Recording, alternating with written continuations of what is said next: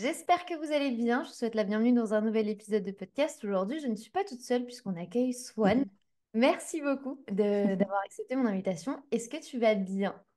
Eh ben, écoute, merci à toi Marine de m'avoir invitée. Et oui, écoute, ça va bien.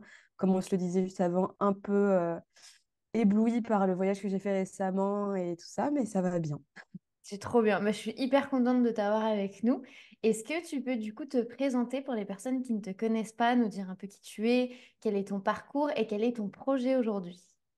Ok. Alors, donc moi je m'appelle Swan et c'est un prénom vietnamien qui signifie printemps. Et ça a beaucoup de sens pour moi, notamment dans mon aventure entrepreneuriale, parce que j'ai l'impression que chaque printemps, depuis que je me suis lancée en janvier 2019 déjà, il y a eu beaucoup de pivots, de changements à chaque fois. Je pense que les personnes qui nous écoutent connaissent, mais des remises en question, voilà, plein de choses qui se passent en fond. Et donc j'ai commencé comme graphiste et illustratrice à la toute base. L'objectif, c'était de vivre de ma passion. Et au fur et à mesure des années, des expériences, des apprentissages, je me suis spécialisée plutôt dans la création d'identité visuelle. J'ai découvert le branding. Je suis devenue plutôt brand designer. Enfin, je me suis positionnée comme ça. Et depuis 1 an, 2 ans, je me positionne plus comme mentor pour accompagner les gens justement dans tout ce qui est question autour du business et du branding plus largement. Donc voilà, c'est ça un peu mon projet aujourd'hui, être plus dans une posture de mentor que d'exécutrice, exécutante. Donc voilà, c'est ça l'ambition. Et le but, c'est d'aider les solopreneurs et les solopreneuses qui ont envie d'avoir un impact positif, qui ont envie de développer leur projet pour impacter positivement le monde, mais voilà, qui n'ont pas encore la visibilité, la reconnaissance, l'image qu'ils aimeraient avoir. Et donc, ça passe par le branding, mais aussi par stratégie business, tout ça, voilà, tout ce qui englobe l'entrepreneuriat. Du coup, le fait d'englober du coup cette partie de branding, de vraiment positionnement qui va être stratégique, etc. Avant qu'on aborde encore plus en détail, est-ce que tu peux nous donner ta vision du branding? Parce que c'est vrai que c'est un mot qu'on utilise tellement Mhm. aujourd'hui et j'ai l'impression qu'il y a tellement mille définitions et que tout le monde n'a pas Ouais. réellement la même vision du positionnement de marque, de branding, etc. Donc, est-ce que tu peux nous donner ta propre vision à toi? Quelle est ta définition en tout cas? Ouais, carrément. C'est vrai qu'il y a beaucoup de mélanges qui sont faits et on utilise un peu le branding à toutes les sauces. On mélange souvent ça avec juste l'identité visuelle. Alors pour moi, déjà, pour expliquer ce qu'est le branding, il faut revenir à la définition de brand, la marque, parce que c'est pas exactement la même chose que le business, notre structure juridique et tout ça, le business model. Une marque, c'est un ressenti en fait au final. C'est Martin Meyer qui est un expert conférencier dans tout ce qui est justement branding, etc., qui nous l'explique. Et pour lui, alors c'est très difficile de traduire ça en français, mais c'est un gut feeling. Donc c'est un ressenti un peu instinctif qu'on a par rapport à une entreprise. Et donc, c'est pas forcément les produits, les services, mais c'est vraiment une image, un ressenti qu'on va avoir. Si je te donne le nom d'une marque, tu vas pas forcément directement avoir un produit en tête, mais des publicités, une émotion qui se crée, des souvenirs, peut-être une nostalgie ou quoi. Et donc, le but du branding, donc c'est brand plus ing, ce sont des profs d'anglais à chaque fois que je l'explique, mais c'est le fait de mettre de l'action là-dedans. Et donc, c'est toutes les petites actions qu'on va mettre en place pour créer le bon ressenti chez la personne qu'on veut cibler, donc notre cible, hein, tout simplement. Et donc, ça passe par plein d'éléments, dont l'identité visuelle, qui sont tous les choix graphiques, visuels qu'on va faire, qui vont permettre d'être reconnaissables. Le fameux logo, souvent les gens font un petit peu le raccourci aussi par rapport à ça, comme s'il n'y avait que le logo, les couleurs, les typos, les pictogrammes, tout ce qui visuellement va nous impacter. Mais il n'y a pas que ça. Le branding, c'est aussi le son, c'est aussi, voilà, si on a une boutique, l'ambiance de la boutique, bref, c'est tout ce qui va permettre de créer un univers et d'être reconnaissable, encore une fois, par notre cible, notre audience. J'aime bien dire qu'il y a la communication visuelle et la communication non visuelle, parce que du coup, en Ouais. création de contenu, c'est vrai que tu vois, on a tendance à justement se restreindre à ce Mm. fameux branding de logo et couleurs, alors qu'il y a plein d'autres choses. Et l'exemple que j'aime bien donner, moi, c'est celui de Coca-Cola. À chaque fois que je Mhm. pense à la marque, alors déjà, je pense à un truc hyper positif, parce qu'on ne boit jamais du Coca quand on va pas bien. Et Ouais. surtout, je pense toujours à Noël. Alors, je sais pas Et pourquoi. oui, ils sont trop forts. À Noël, ils sont hyper forts et du coup, c'est un exemple que j'aime trop en termes de Mm. stratégie d'image de marque. Euh, Est-ce qu'il y a un moment de ton parcours, parce que du coup, c'est rarement ce par quoi on commence, où tu as senti, tu vois, le shift entre le moment où tu as travaillé ton positionnement et ton branding et le avant, quand tu ne le faisais pas. Est-ce qu'il y a vraiment un vrai décalage ou pas tant que ça en vrai? Alors moi personnellement oui, il y a vraiment eu un shift parce qu'au début je faisais un peu, je m'éparpillais, je faisais un peu tout n'importe quoi. Et alors je faisais déjà dès le début du personal branding, mais je savais pas que ça s'appelait comme ça. Il y a aussi beaucoup de personnes qui sont dans cette catégorie. Et moi vraiment le jour où je me suis affirmée, où j'ai vraiment poser un positionnement clair à une cible claire avec une offre signature, ça fait totalement la différence. Et j'ai pu aussi beaucoup plus, comment dire, me sentir alignée avec mon entreprise. Parce que l'intérieur et l'extérieur, ça c'est un petit peu aligné. Je ne sais pas trop comment expliquer ça, mais voilà, c'est la magie du personal branding spécifiquement. Mais c'est vrai que le branding, c'est aussi plus de confiance en soi. Et je pense que j'étais plus à l'aise parce que j'avais une image que je reflétais qui était plus pro. Alors, tout le monde met un peu tout n'importe quoi dans la définition de pro, mais voilà, moi, je me sentais en tout cas plus légitime. Ça a effacé, enfin, ça a réduit mon syndrome de l'imposteur. Et donc, je me suis sentie beaucoup plus à l'aise pour communiquer, pour voilà, proposer mes offres, etc. Je vais approfondir ce sujet du personal branding parce que je trouve que Oui. ça est vraiment très très bien travaillé. Et j'aime bien parce qu'au début, tu me dis, bah, au final, je le travaillais un peu sans réellement le vouloir. Mais avant ça, et ce que tu disais du coup que le fait d'avoir une seule offre, bah, du coup, ça a permis de gagner en clarté même par rapport à tes clients et du coup, bah, de gagner plus de clients. Est-ce que du coup, le fait d'avoir un vrai branding, ça te permet aujourd'hui de séduire des clients? Parce que c'est vrai que généralement, le raccourci qui est fait, je suis désolée pour ceux qui nous écoutent, mais c'est un peu la réalité. On crée du contenu sur Instagram, on espère et on croise les doigts que ça vende, et on se dit dans tous les cas ça va vendre et on vend. Voilà, c'est un peu le raccourci, alors qu'il y a plein d'autres critères à prendre en compte qui forcément font partie de ce cycle. Est-ce que toi, tu as ressenti du coup un vrai boom? Et est-ce que tu as ressenti que tu attirais finalement les bonnes personnes ou tu devais quand même, tu vois, refaire par exemple des appels découvertes comme on fait généralement, où on classifie les gens et on comprend si oui ou non c'est des bonnes personnes pour bah, du coup, par exemple, ton mentorat, ou pas du tout, et ça venait un peu naturellement. Alors, dans tous les cas, c'est sûr que ça aide le fait de travailler sur son image, sa réputation, etc. C'est pas non plus magique et ça va pas résoudre tous les problèmes d'acquisition de clients, de vente, etc. Mais c'est l'élément pour moi qui va permettre le plus de créer la confiance et c'est ça qui est primordial hein, quand on fait du business. Et donc, même si moi, évidemment, je continuais quand même à faire des appels découvertes parce que ça me permettait de continuer à renforcer cette confiance, mais au moins les gens arrivaient pas perdus, pas comme des biches en pleine nuit, tu sais, avec les yeux en mode qu'est-ce qui se passe? Mais ils me connaissaient, enfin, il ou elle me connaissait, et du coup, l'échange était beaucoup plus fluide.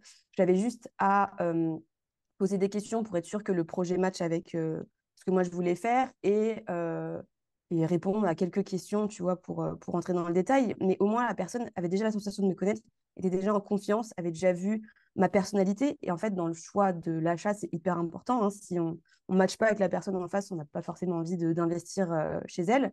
Et donc, moi, c'est là que j'ai senti vraiment une différence. Et évidemment, en effet, ça me permettait d'avoir une clientèle qui correspondait à ce que je voulais parce que j'avais exprimé à la fois, comme tu dis, dans le visuel et non visuel, les types de clients que je voulais, moi, ma personnalité, mes valeurs. Et donc, ça pouvait que attirer des personnes qui partageaient mes valeurs, parce que bah, sinon, les gens ne viennent pas. S'ils voient que les valeurs, ça ne fonctionne pas, bah, ils vont pas venir chez moi et c'est pas grave. Ils iront chez quelqu'un d'autre. Mais au moins, c'est vrai que ça permet de faire du tri. C'est vrai que c'est un... En fait, moi, je le ressens beaucoup au sein de la But First Academy. Les gens qui rentrent dans la But First Academy ont vraiment un socle de valeurs.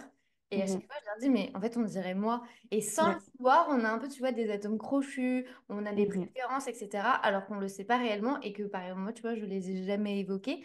Quelle est, selon toi, aujourd'hui, la plus grande erreur que les gens font en branding et en positionnement stratégique, dans le sens où en fait, il y a tellement de raccourcis qui sont faits vis-à-vis de cette notion parce que bah, tout le monde y va un petit Mhm. peu de sa patte, que ce soit en création de contenu, on parle un petit peu branding, que ce soit en web design, on parle un petit peu de branding. Et en fait, j'ai l'impression que c'est pas un sujet qu'on approfondit réellement. On est toujours, tu vois, un petit peu en surface de alors qu'est-ce que c'est? Mhm. On n'est jamais dans le dur, enfin, dans le dur. On s'entend, mais vraiment dans la profondeur du sujet. Et du coup, j'ai l'impression qu'on est quand même beaucoup à faire pas mal d'erreurs là-dedans, sans réellement s'en rendre compte. Là, je vais donner, bon, je triche un peu, mais je vais donner deux grandes erreurs. La première, tu l'as évoquée, c'est le fait de penser que c'est juste la surface, juste avoir un logo, des couleurs et des typos. Ça, c'est bah, donc c'est une identité visuelle, par exemple. Enfin, c'est les éléments d'une identité visuelle. Ce n'est pas le branding, puisque le branding, il faut aller creuser. Là, tu vois, on a évoqué les valeurs. Quand on travaille sur son branding, on doit définir quelles sont nos valeurs d'entreprise, de business. Évidemment, ça peut être les mêmes que celles qu'on a dans le perso, notamment quand tu fais du personal branding. Mais il faut aller creuser ça. Quelles sont les valeurs qui sont liées à l'entreprise? Quel est le message ou les messages qu'on veut véhiculer? Comment est-ce qu'on se positionne par rapport à un marché? quelle image, quelle émotion on veut créer, puisqu'on a dit que c'était ça, hein, c'était l'émotion. Mais si on n'a pas déjà défini quelle émotion on peut créer, on peut créer tout et n'importe quoi comme ressenti. Et il faut qu'on comprenne que si on ne travaille pas sur son branding, dans tous les cas, on renvoie quelque chose.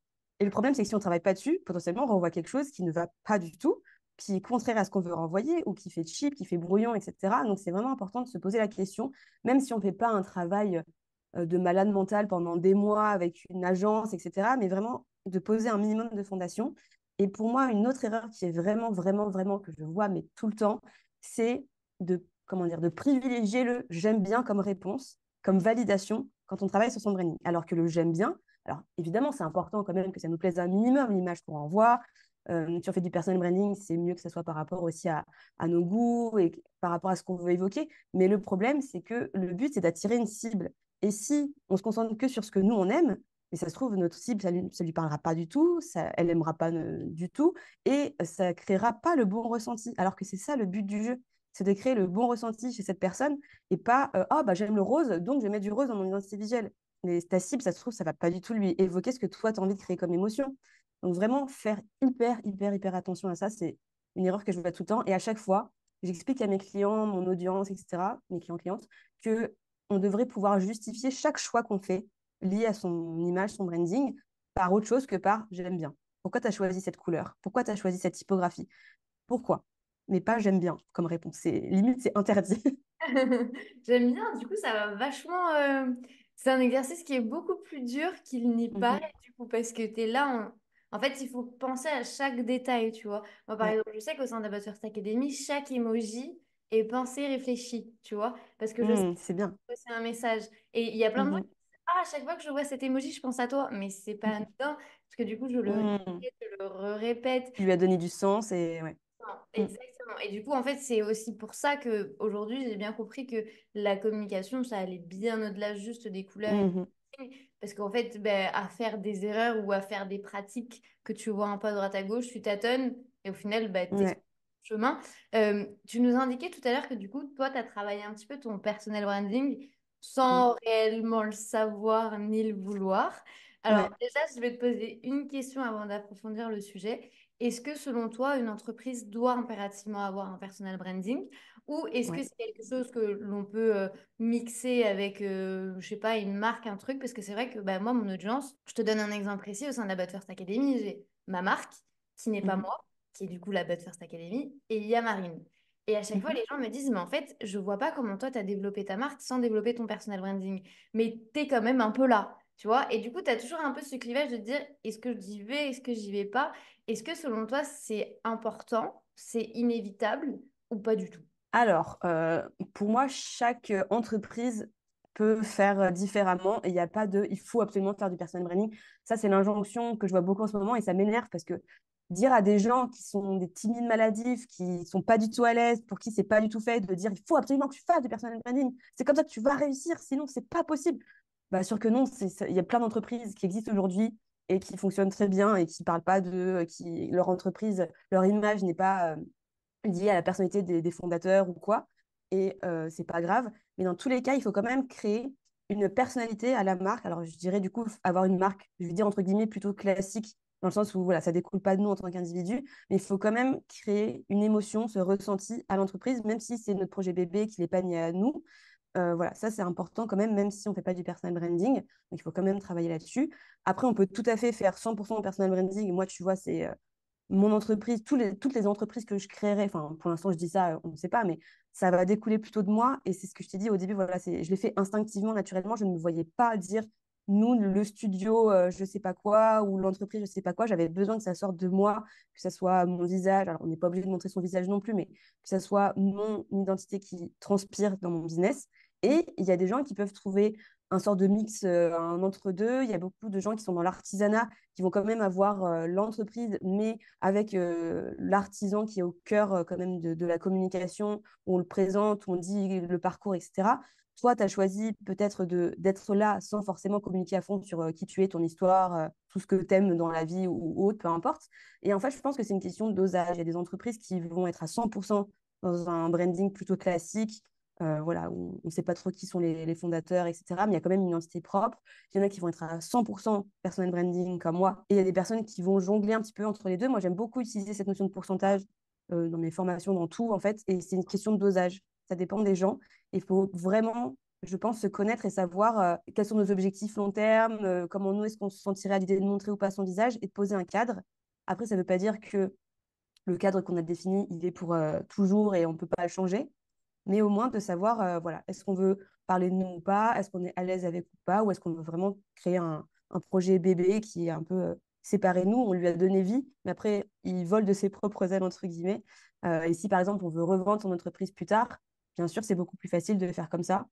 Mais par contre, si on veut je sais pas, créer un lien avec notre audience qui devient limite notre pote parce qu'on parle de nos, comme tu disais, de nos atomes crochus, c'est plus logique peut-être de faire du personal branding et parce qu'on est à l'aise, voilà, à parler de soi. Pas très bien, mais c'est à soi de, c'est à vous, j'ai envie de dire aux auditeurs, aux auditrices, de doser en fonction de ce qui fait du sens pour vous et encore une fois, par rapport à ce que vous avez envie de construire, tout simplement dans l'avenir.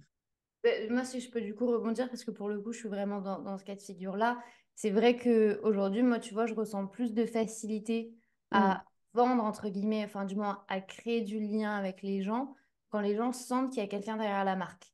mhm, Aujourd'hui, la marque, c'est hyper cool et franchement, c'est vraiment ce qui m'a permis de me développer parce que bah, moi, je suis une ultra timide. Donc, être mm, là constamment, c'est un petit peu compliqué.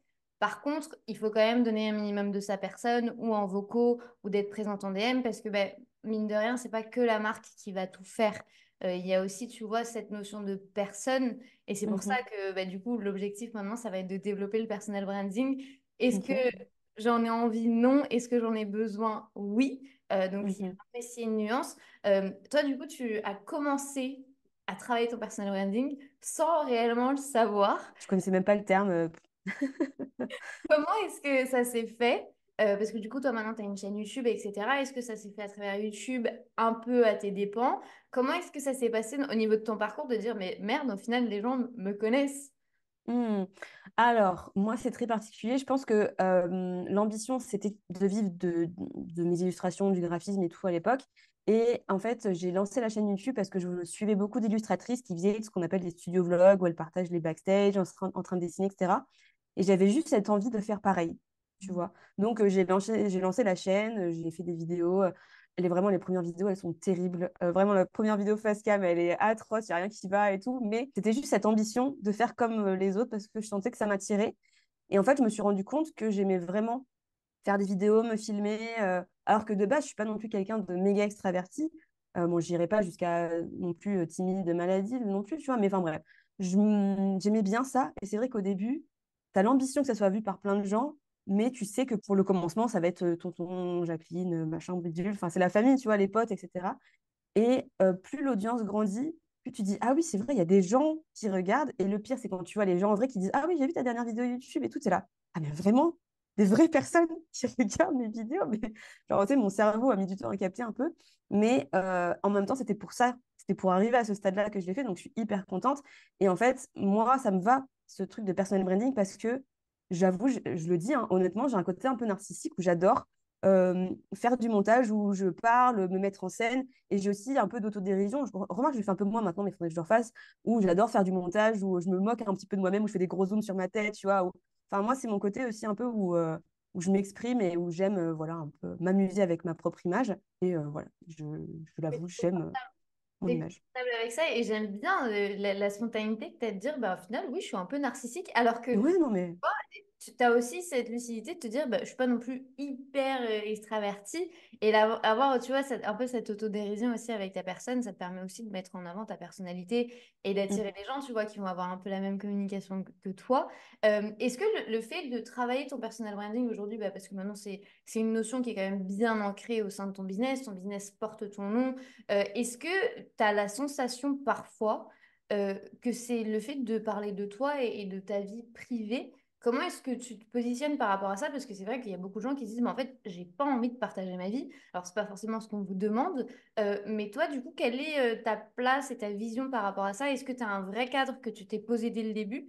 Est-ce qu'il y a un truc où tu te dis, OK, je vais montrer parce que j'ai envie de partager, mais ça reste à moi. Comment est-ce que tu arrives à jauger un peu le parler de soi, entre guillemets? Alors, je pense, comme tu dis, c'est important de mettre un cadre. Et il y a des personnes qui vont se mettre des limites dès le début. Et c'est très bien, c'est ce qu'il faut faire. Par exemple, on ne montre pas ses enfants, on ne montre pas son conjoint, ou ce genre, la famille, etc. Et c'est très bien. Il faut poser ce cadre dès le début. Après, encore une fois, ce cadre, il peut bouger. Et il faut surtout que ce qu'on partage, ça soit quand même un minimum cohérent avec ce qu'on veut véhiculer. Et souvent, on dit attention à ne pas rentrer dans de l'influence où tu montres juste tes pâtes que tu as mangées à midi, parce que les clients, potentiellement, ils en ont rien à faire, il faut le dire. Donc, à voir si c'est cohérent. Et moi, ce que j'aime bien, c'est se dire, si on a envie, là, dans la spontanéité, de partager un truc qu'on a aimé, etc., comment est-ce qu'on peut faire le lien, c'est une sorte de gymnastique mentale, avec notre entreprise, avec notre personnalité, avec, je ne sais pas, un cas client qu'on a eu il y a longtemps, j'en sais rien, peu importe, mais comment est-ce qu'on peut faire le lien pour que ça reste quand même un minimum cohérent. Et après, si plus tard, on a envie d'élargir ce cadre, ou au contraire de le rétrécir parce qu'on a la sensation d'avoir peut-être trop donné, entre guillemets, bah, c'est pas grave, on peut le réajuster, mais il faut quand même toujours se demander, est-ce que là, aujourd'hui, c'est toujours cohérent, ça fait du sens avec ce que j'ai envie de montrer ou pas.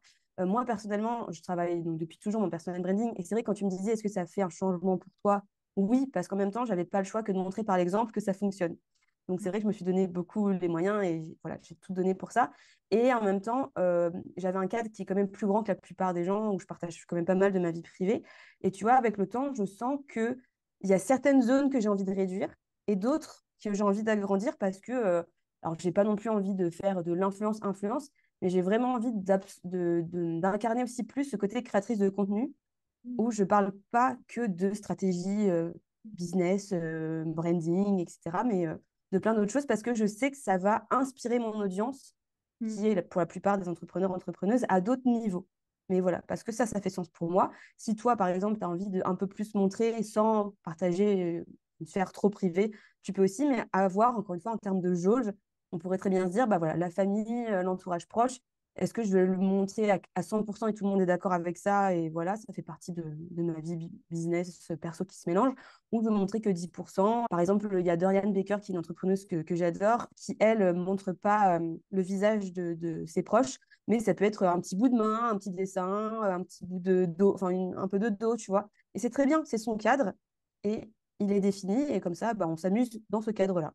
Ouais, mais ça fait un positionnement aussi très stratégique de te dire, bah, Mhm, qu'est-ce que j'ai partagé? Qu'est-ce que j'ai envie de restreindre? Et en fait, c'est ça que j'aime beaucoup en personal branding, c'est que tu as un peu, tu vois, la main sur un peu tout. Et c'est à toi, mhm, en fait, de contrôler, et d'avoir ta jauge de confort et de est-ce que ça me plaît, est-ce que ça me plaît pas? Et le fait d'avoir ton exemple est génialissime parce que du coup, en fait, il y a certains trucs que tu vas restreindre, d'autres trucs que tu vas ouvrir. Et c'est vrai qu'en tant qu'entrepreneur, bah, toi, tu es spécialisé réellement en branding. Moi, je suis spécialisée en création de contenu. C'est vrai que quand tu fais ça pendant très longtemps, parlons de genre 1 an et demi, 2 ans, tu as rapidement la sensation de te répéter. Et c'est bien parce mhm. qu'en contenu, il faut se répéter. Mais pour nous, en tant qu'entrepreneurs, c'est vrai qu'il y a certains challenges Ah, que tu c'est... as quand même Mm, envie. Tu vois, il y a des trucs que tu as envie d'évoquer. Enfin, on n'est pas que des entrepreneurs. Tu as mhm, l'aspect culturel, tu as ton voyage de rêve. Enfin, tu vois, tous ces éléments-là connectent également avec l'audience. Donc, je trouve que mhm. c'est hyper important de voir le contraste. Et avec toi, en plus, ce qui est bien, c'est qu'on a les deux. Donc, c'est trop bien. Est-ce qu'à un certain moment, tu as eu peur du jugement? Parce que du coup, c'est vrai que ben, au début, c'est tes proches qui le regardent. Moi, pour te donner un exemple concret, moi, pendant très longtemps, j'ai dit à personne que j'avais un... Mm. Il y a que très, très, très récemment que les gens commencent à savoir que Ok. j'ai un business, alors que ça fait un beau moment que je suis sur Internet sans que les gens le sachent. Moi, j'avais excessivement peur du jugement. J'avais pas envie d'être considérée comme une blogueuse, comme une... Mm. comme j'ai pu l'entendre. Donc, tu as toujours un peu ce truc. Surtout que toi, en plus, tu étais sur YouTube. Est-ce qu'à un certain moment, tu t'es dit, j'ai peur, je vais être jugée, les gens, ils vont peut-être m'envoyer des pics ou des trucs que j'ai pas envie d'en entendre. Comment est-ce que ça s'est passé, toi, de ton côté? Alors, bien sûr, je rassure tout le monde, c'est normal. On a, enfin, je pense, c'est quelques personnes qui sont des exceptions, mais on a tous et toutes peur du jugement négatif, hein, évidemment, de se prendre des claques dans la gueule, des commentaires négatifs, surtout en effet sur YouTube. Après, je pense que, alors, je vais mettre des pincettes parce que ça dépend, mais on, on attire aussi à soi, du coup, des personnes, quand on fait du personal branding, qui nous ressemblent. Et donc, moi, forcément, enfin, je suis une personne bienveillante, positive, où je partage, voilà, des choses de ma vie avec transparence et honnêteté. Et donc, j'ai aussi des personnes de ma communauté qui sont majoritairement des personnes positives, bienveillantes, voilà, dans ce cadre-là. Donc, ça a été, alors le côté plus vie perso, famille, etc. Moi, je t'ai dit, j'ai été assez à l'aise. Alors évidemment, c'est toujours un peu gênant ce truc de famille qui dit, ah oui, t'as une chaîne YouTube, j'ai vu, machin, et t'étais là. Ah oui, c'est vrai que du coup, les gens peuvent le voir. Mais après, moi, je l'assume. Et en fait, encore une fois, c'est ma façon de m'exprimer. Et je me verrais pas faire autrement que de le faire comme ça et le faire dans l'ombre. Ou comme je te dis, je me voyais même pas créer un studio et dire nous, le studio, machin, et me cacher, entre guillemets, derrière ça.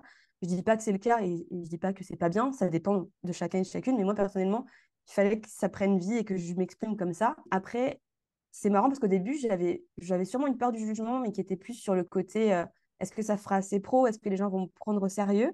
Et forcément, dès qu'il y a des petits, les premiers commentaires négatifs, c'est la fin du monde, il n'y a rien qui va. Quand tu as une vidéo avec 100 pouces vers le haut et un pouce vers le bas, tu vois que le pouce vers le bas, c'est terrible. Tu as confiance en toi, tu dis, oh, je suis nulle et tout, machin. Bref, alors que en vrai, on s'en fiche. Et avec le temps, au final, j'ai plus cette peur que ça fasse assez pro les contenus et mon image parce que voilà, je sais que je suis une professionnelle, mais maintenant, au contraire, j'ai peur que ça soit trop, bah, justement, trop léché, trop soigné, trop. Maintenant, mes vidéos YouTube, j'ai l'impression que c'est devenu un peu trop, entre guillemets, des masterclass. Ouais. Et je sens que j'ai besoin de revenir justement à quelque chose de plus naïf, de plus spontané, de plus. Parce que cette chaîne YouTube, à la base, c'est un plus un journal de bord, tu vois, où je raconte ma vie. Et j'ai l'impression d'avoir perdu ça pour le côté trop stratégique, tu vois. Donc, c'est un équilibre qu'il faut sans cesse retrouver. Et la peur du jugement, maintenant, c'est qu'on me juge en disant, ah bah, Swan, c'est bon, elle est moins naturelle, spontanée, moins authentique, etc. Alors que pas du tout. Enfin, c'est pas ce que j'ai envie de créer, mais voilà, j'essaye toujours de me remettre en question et de retrouver la bonne balance, quoi. Oui, c'est vrai que le fait justement, bah, ça fait quand même un petit temps maintenant que tu es en ligne, donc en fait tu t'es Mhm. professionnalisé et tu as Ouais. posé des stratégies, etc. Donc c'est vrai que ça peut plus être comme avant. Dans ta création de contenu, du coup, je rebondis là-dessus. Est-ce que tu as une vision très stratégique de je vais parler de ci, ça, parce que j'ai des objectifs? Parce que c'est le fameux équilibre hein, que l'on recherche. Et en plus, toi, tu fais beaucoup de personal branding, donc c'est d'autant plus difficile à mon sens en tout cas, ce n'est bien entendu que mon avis. Comment est-ce que tu fais pour travailler tout ça?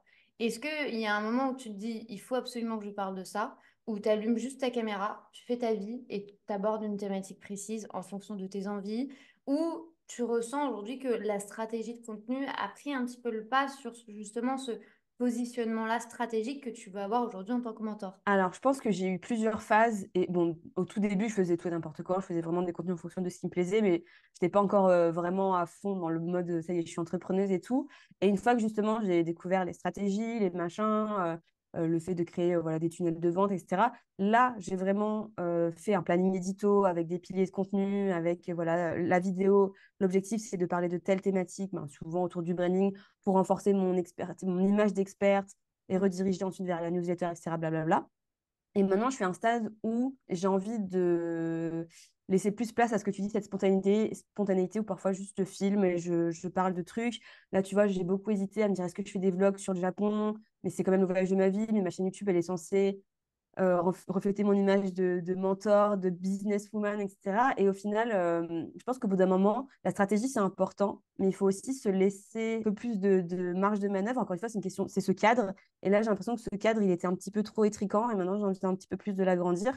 Et je pense que ça fait quand même sens parce que vu que je fais du personal branding, c'est ça l'avantage aussi, c'est que c'est moi le lien dans toute cette entreprise. Donc, évidemment, ça va peut-être pas parler à certaines personnes, mais dans tous les cas, les gens viennent aussi pour Swan, en effet, l'expert du branding, mais pour Swan aussi tout court. Oui. Donc, ça fait quand même sens. Et ça me permet, moi, d'avoir mon équilibre où je ne me lasse pas de ma propre création de contenu, ce qui serait quand même un peu dommage. Ouais, non, je n'ai jamais créé du contenu quand ça vous saoule parce que ça se ressent réellement. Mhm. Vous pensez peut-être pas, mais les énergies à travers le contenu, ça se Ouais. ressent. Donc vraiment, faites attention si ça vous saoule, si vous n'avez pas envie, bah, changez de format, changez de sujet, faites en sorte de kiffer en fait. C'est le plus important.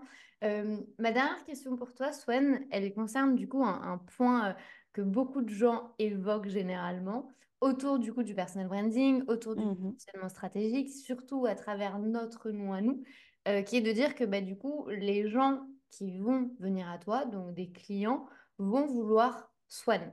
Ils vont te vouloir à toi. Et du coup, tu peux ou tu risques de toucher du coup ce fameux plafond de verre de bah, ton temps, c'est de l'argent et tu peux pas te démultiplier. Il n'y a qu'une seule Swan comme toi sur la planète. Du coup, ça risque d'être un petit peu difficile pour toi de scaler ton business, donc d'augmenter ton chiffre d'affaires. Est-ce que toi, aujourd'hui, c'est quelque chose que tu as ressenti au sein de ton business, de dire, mais au final, les gens, ils viennent que pour moi et je n'y arrive pas?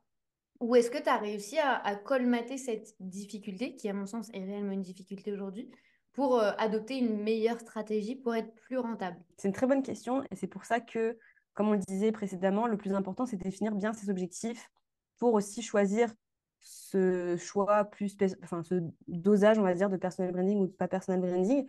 Moi, personnellement, j'adore le fait qu'on vienne pour moi. Mm. Encore une fois, c'est un truc d'ego hein, et de narcissisme peut-être, je sais pas. Mais moi, je m'y retrouve bien et j'ai choisi d'adopter une stratégie qui n'est pas je délègue et par exemple, je sais pas, je suis coach ou mentor et je vais embaucher d'autres coachs et mentors pour travailler avec moi, mais plutôt des offres où je vais faire du groupe, par exemple, j'ai un membership, tu vois, où justement, bah, je vais être mentor au sein d'autres programmes parce qu'on est venu me chercher moi et personnellement, ça me va. Pour l'instant, je suis pas en mode ah, cette problématique, elle est hyper importante.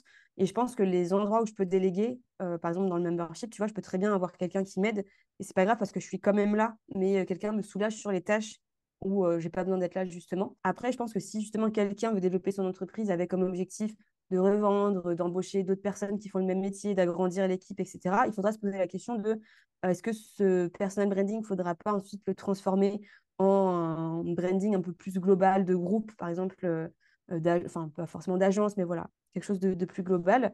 Et dans ce cas, ça résoudra cette problématique. Mais moi, personnellement, j'aime qu'on vienne pour moi et pour l'instant, je ne me vois pas faire autre chose que du personal branding, même si l'idée m'a déjà effleuré l'esprit d'avoir mon compte perso Swan et un truc de l'entreprise séparé, parce que j'ai jamais testé, donc je pense que c'est plus une curiosité de savoir ce que ça ferait d'avoir les deux trucs séparés.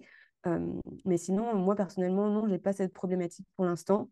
Et le jour où ça arrivera, bah, on adaptera et peut-être que ce pourcentage changera un peu, ou peut-être qu'il y aura d'autres façons, je pense, pour moi en tout cas, de résoudre le problème. Mais basculer sur autre chose que du personal branding, pour l'instant, Tu ressens c'est pas, pas envisagé. ouais, tu ressens pas le besoin, parce que c'est vrai que Mm. c'est quelque chose que l'on évoque très, très souvent, de dire, ben, si c'est toi, ben, tu n'auras plus le temps, et du coup, plus le temps, ben, plus d'argent, et du coup, ça fait un peu effet boule de neige. Et c'est vrai que certaines personnes pourraient avoir cette peur-là, et c'est très intéressant de voir toi, ton exemple, de dire, ben, au final, je vais peut-être déléguer d'autres choses, et du Mhm. coup, rester moi-même à ma place en tant que centre de mon business. Tu parlais du coup de membership, mais tu nous as aussi du coup parlé de mentorat. Est-ce que tu peux nous parler un petit peu de tes produits, de comment est-ce que tu accompagnes les gens, les entrepreneurs? Comment est-ce qu'on fait pour travailler avec toi? Alors, il y a plusieurs façons de faire, et là, je te dis ça en ne sachant pas exactement quels sont encore mes objectifs de 2024. Donc, c'est vraiment un peu YOLO. Mais pour l'instant, il y a le membership. Et en fait, pour moi, le membership, c'était l'envie d'accompagner plus de personnes et justement de ne pas être soit un expert qui te donne que des conseils en branding, mais où justement, on aborde plein de problématiques liées à l'entrepreneuriat, dont le branding. Ça ne devient pas la thématique principale où justement je me répète, comme tu disais, où je parle tout le temps de la même chose, mais où je peux aborder plein d'autres sujets et on est plus dans un groupe qui s'appelle Unstoppable où on a une énergie, où on va atteindre des choses, mais on peut parler de plein de trucs différents, il y a des lives, etc. Sinon, pour aller plus loin, il y a de l'accompagnement one-to-one avec moi, où là, évidemment, on peut creuser cet aspect branding, mais aussi réfléchir à des stratégies, à plein de choses, parce que j'ai expérimenté beaucoup de choses hein, avec mon entreprise YouTube, newsletter, podcast, j'ai fait un peu tout, tout et n'importe quoi, mais c'est ce qui fait que du coup, j'ai de la matière pour conseiller les gens aussi aujourd'hui. J'ai testé pas mal de choses. Et j'ai aussi donc, la chaîne YouTube, qui est aussi une façon de gagner de l'argent, avec parfois des partenariats de temps en temps, des entreprises voilà, qui font des solutions, des outils pour les entrepreneurs, où il y a des collaborations qui se font. Et parfois, je vais aussi, en tant que mentor, dans des programmes de copains ou de copines business qui cherchent à animer le groupe, à conseiller les gens de la formation, peu importe, et d'avoir quelqu'un d'extérieur pour aider, pour voilà, donner des conseils.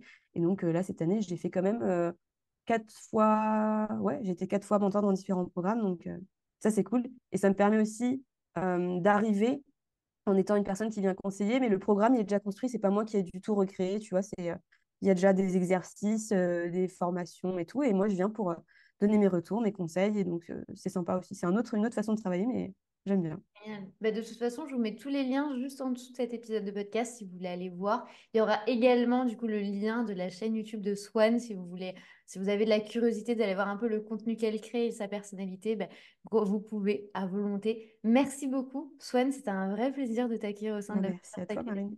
C'était vraiment hyper sympa et je te dis du coup à Trop très bien. vite. Merci, à très bientôt.